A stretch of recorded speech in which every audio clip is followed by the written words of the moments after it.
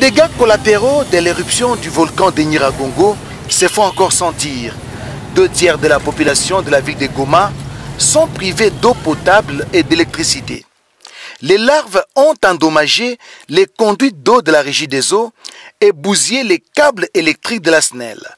La population devra encore attendre plusieurs jours pour voir l'eau couler à nouveau au robinet. Nous avons un terminal, notre site qu'on appelle Boucharaki à Mounigui, où il est installé 3 réservoirs en béton armé. Il y a 2 de 700 m3 en circulaire et puis 1 en carré de 5000 m3.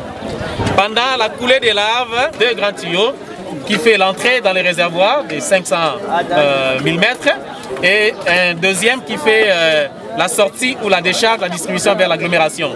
Pour ainsi dire, ce sont des tuyaux en plastique, il n'y a plus vide, donc ces tuyaux sont calcinés. Dans l'entretemps, c'est plusieurs quartiers de Goma qui sont affectés par cette catastrophe naturelle.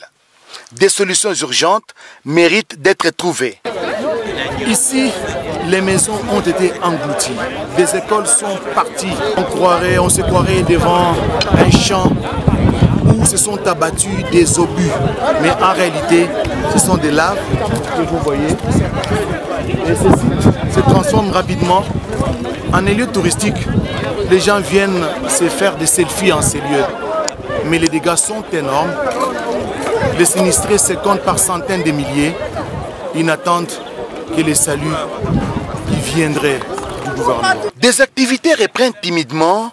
Les Gomatraciens ont foi à l'avenir de leur province.